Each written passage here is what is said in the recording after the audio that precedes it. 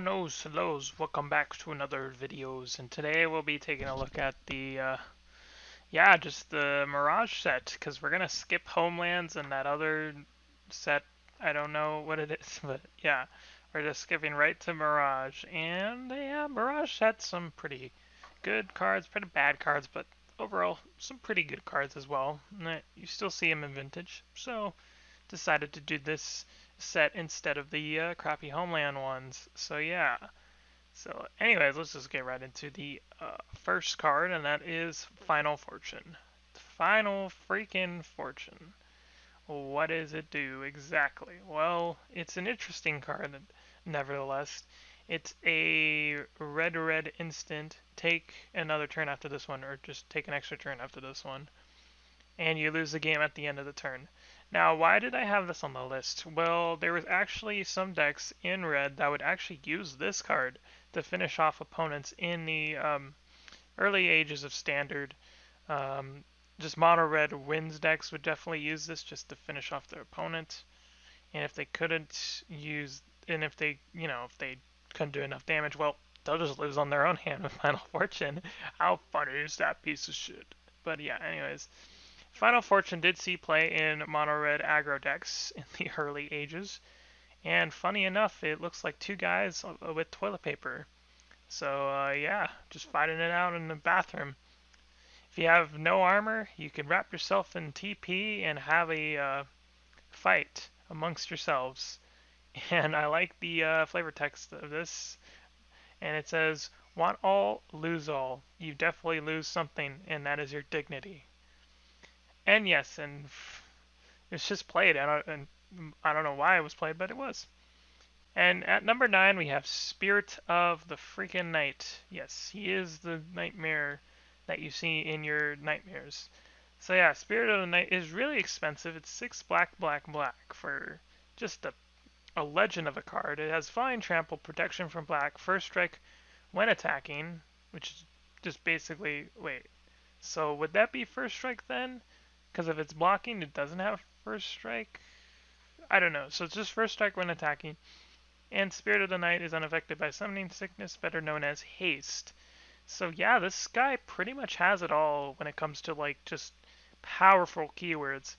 The only problem is that amount of mana is way too expensive. So you know what the decks in the early days used to do? Reanimate this guy, because this guy is just really, really powerful. Just flying and trample just avoids, like, it's just evasion. Protection of black gives it protection, so it's like hexproof. First strike is just lets it swing even more, and then when it's hasted, you could just, when you reanimate it, just swing away. And this card was actually played in early days of Reanimator. Now there's other more powerful creatures in this day of age, but this used to be a Reanimator staple to have this. You just reanimate this dude, boom, you got some damage. And that guy just looks kind of ugly. It looks like he has, like, I don't know, a shell in his eye or something. And I don't know, his hands are looking weird. It almost look like human-like. Like the right side of his face, his right side, just looks like a zombie hand or something. I don't freaking know. But I don't know, it just looks cool to look at the art sometimes. And let's move on to number 8. In number 8 we have Early Harvest. And yes, this card does exist in green, and it's 1 green for an instant. Target player untaps all basic lands he or she controls. So it's basically kind of like Wilderness Reclamation Ghetto style. And I didn't really put this card on because of its performance. I put this card on because of its power. I think a lot of EDH decks just don't realize the power of, ramping, and using this card for that, oh boy, it's just really powerful. Just untap all your basic lands, that's just really good. And if you're in a mono green deck, you want to be doing that. If you want to ramp up big creatures, I would put this in a Recce deck because you can get a lot of value off of it. But there's other, more powerful cards you can use too. But I just put this in a Recce deck just for the added benefit that you draw a card every time you play a legend. So it's just really nice to have untapped lands and stuff. So yeah, I just put this on number 8. And don't blame me, bro. I put this on number 8 for a reason. So yeah. And here we go. Number 7 is Enlightened Tutor. So you'll be seeing a lot of Tutor cards on this list. And I don't know if they were reprinted or not, but I'm pretty sure they were from the set first printed. I'm pretty sure. Could be wrong. Um, but anyways, I just wanted to put it on this list because, yeah, these Tutor effects are known to be broken. And some people get that, people should ban tutors because they're just way too powerful. Well, these are kind of like fixed tutors, so it's just 1 mana for an instant, a white instant, to search for an artifact or enchantment card and reveal that card and put that on the top of your library. So the problem with this is that it doesn't give you card advantage, it gives you card selection, I would say. So what people would do in Vintage is they would, tutor like some, like, I don't know, Moxen, or you might be able to tutor up some like powerful enchantment like Omniscience, let's say. And yeah, this is played in Vintage a lot because you want to get a lot of artifacts. And it's important for you to have artifacts in Vintage because every goddamn game I see just artifacts in Vintage. So it's played in vintage decks, any vintage deck that wants like artifacts, like Mud. Mud's a great example of why Enlightened Tutor is in it. I'm not sure if Bomberman is part of this, but I don't know. And yes, Bomberman, what a creative name. I don't know, they have a lot of meme names sometimes in Vintage. It's weird. It's a weird world. All right, and then number 6 we have a Boomerang, but this artwork doesn't really remind me of one. Honestly, uh, it looks like fairies getting up on Hogak's grill and like, I don't know what they're trying to do, but well, whatever. But for some reason that does not look like Hogak. It may look like him, but it's not. So anyways, it's 2 mana for a blue instant. Return target permanent to its owner hand. Target permanent. That's any card on the battlefield. A land, a creature, a planeswalker. Anything on the battlefield. You just return it for 2 mana. This makes Capsize look like a joke, but at least Capsize has a buyback, so like, yeah. Unless you want to spend 5 mana bounce anything, be my guest. So yeah, 2 mana to just bounce anything, that's really good. That's like almost Cyclonic Rift level, but Cyclonic Rift is just broken. So yeah, Boomerang is just really powerful. I didn't really see it in decks a lot, but it's a really good staple in Commander decks. So I just put it on here because it's an annoying piece of crap card, and yeah, I hate it to death. Mostly you would bounce lands because that would make the player, very, very annoyed. So yeah. And at number 5, we have another tutor. How many tutors are we going to have? Well, I won't spoil it for you, but there's going to be probably a lot.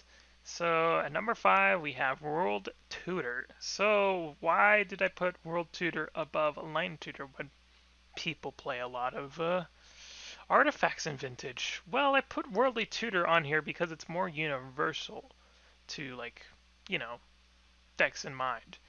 So you see, creatures versus enchantments and artifacts. Yeah, tribal decks would love this to death. So you can search for a creature herd and reveal that card to all players. Sure, it doesn't seem that powerful. It's only a creature. But you'd be surprised how many powerful creatures there are in green. You got elves. You got elementals. You got a lot of cards that like tribal boost and stuff. And you can get those tribal boost cards out with this card. Because sometimes, one artifact, okay, it looks good. You get a freaking Mox. Okay, sure, it's pretty good. But if you can get an elf that pumps your old board, that affects the whole board, not just one mana rock producing mana. So I think I just put it on this list just because elves decks love this to death because they love to search, their generals and stuff. They like to search their druids, their mana dorks, anything. Because yeah, elf decks are just kind of OP in Vintage. I don't know if they're doing as well now because of the Luris problem. But man, this old dude's gonna search them all for you. This old dude looks like the Karate Kid sensei, man, except older. And with a badass staff in his hand. Damn, he will freaking hunt you down. If you saw this dude in the wild, man,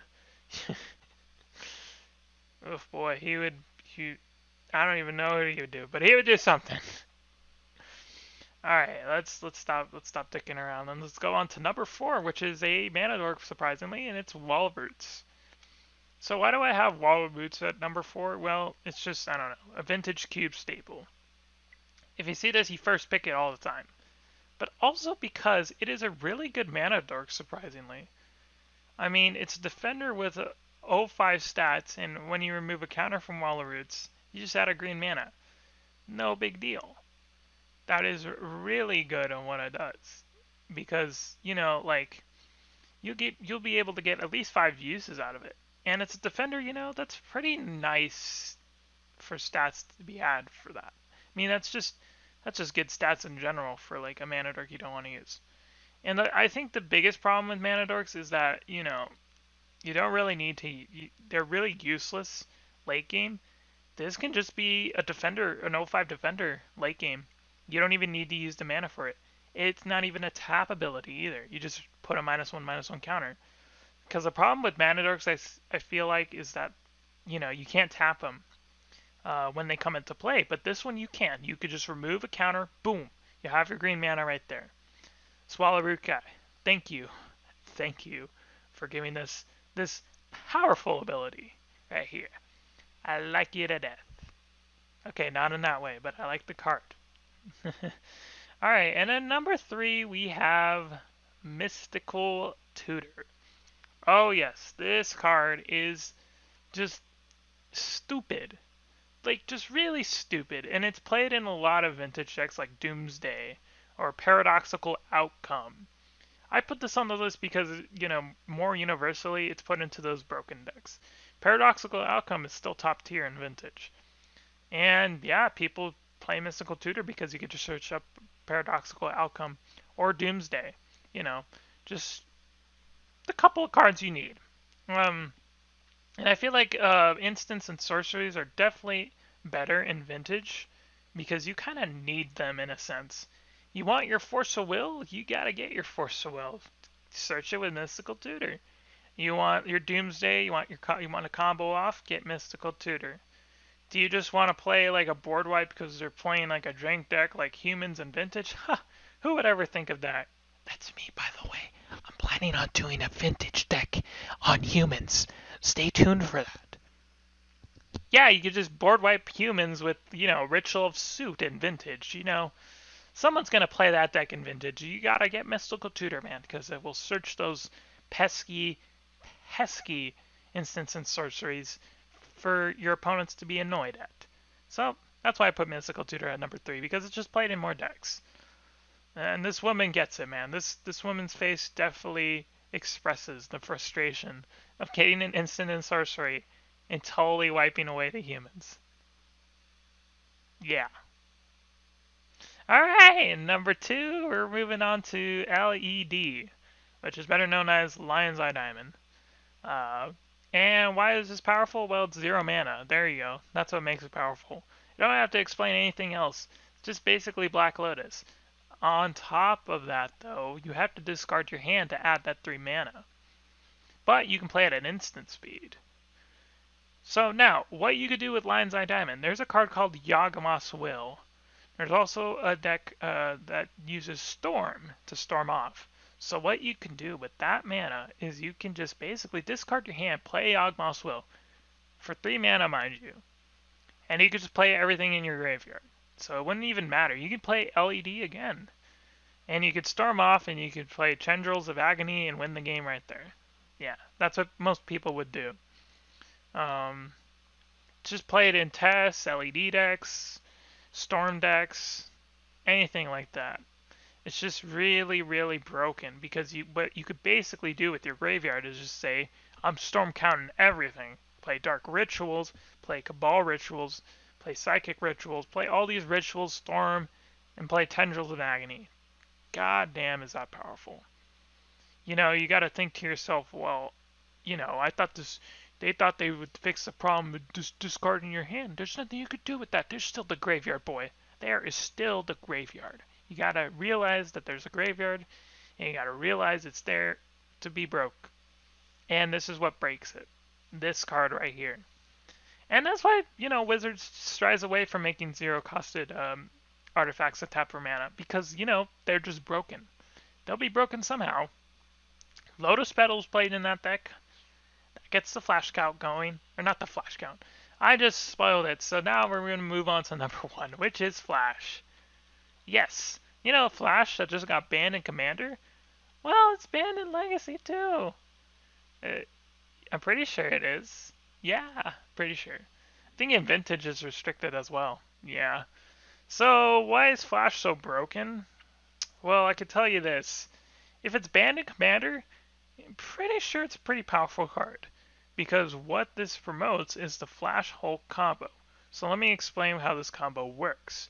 There's a lot of iterations, but I'm going to give you the simple one. So the Flash Hulk combo works like this.